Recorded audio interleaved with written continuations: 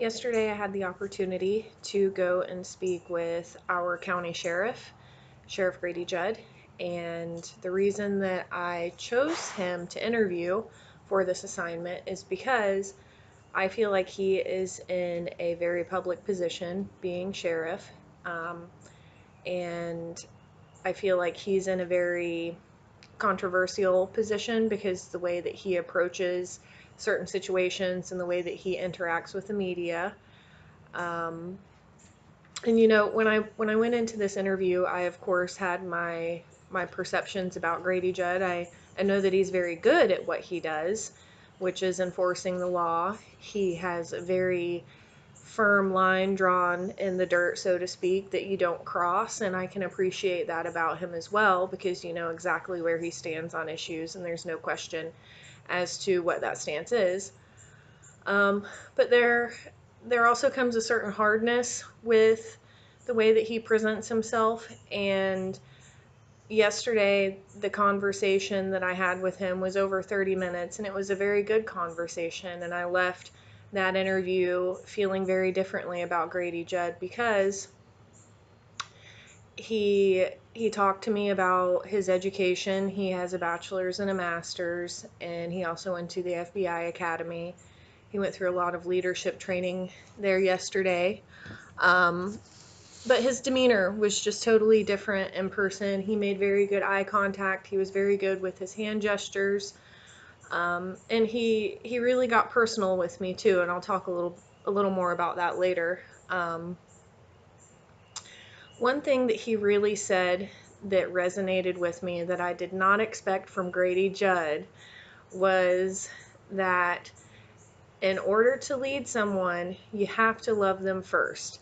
And if you watch any of his videos on YouTube or if you listen to his podcasts or anything, he's kind of a tough ass. And so hearing that come out of his mouth really surprised me, and it made perfect sense. And he expanded on this statement by saying, if you show someone that you love them, that's going to build trust, and they're more than likely to follow you at that point. And so it reaffirmed the whole pyramid of leading, trust being the foundation of it all, and putting love to it, just it really hit home with me.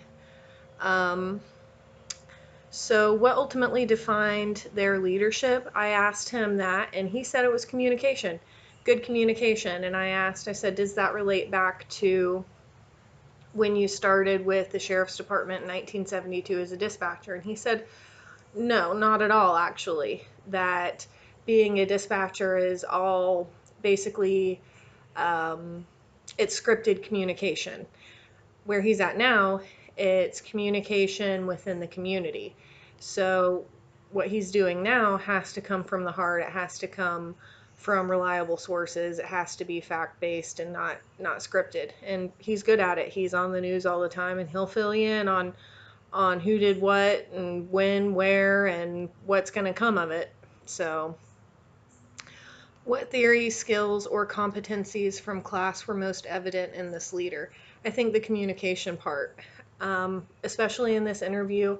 I feel like he went more in depth and he got more personal with me than I expected, and he was also very explanatory about his day-to-day routine and his leadership, and how he leads his managers, his supervisors, stuff like that.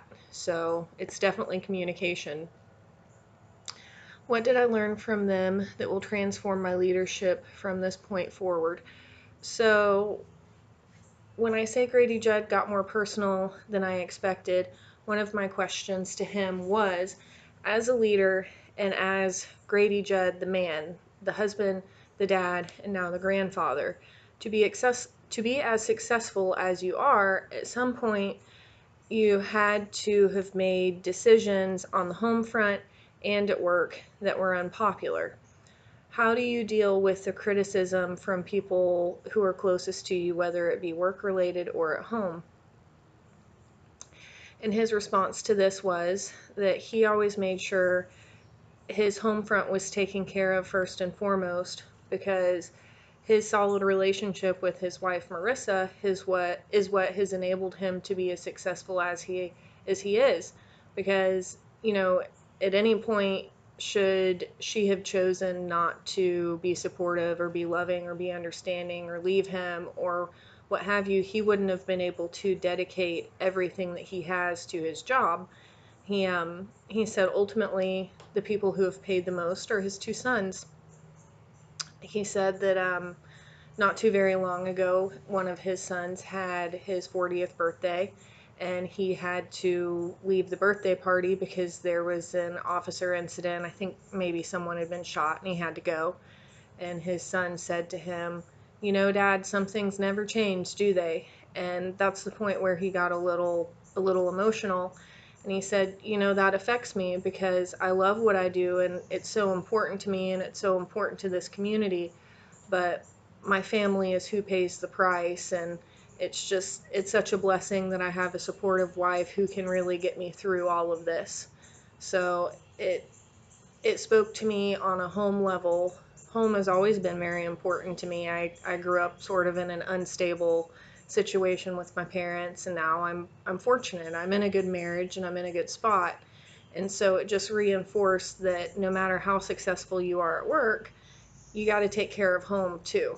So there was really quite a bit that I learned from Grady Judd, and he left me with a totally different impression of who he is, and it was great. I learned a lot from it, but I've learned a lot in this whole class, so I don't know why I would have expected otherwise. I have one more thing that I want to share with you because I'm super proud of it, and okay, I'll just show you.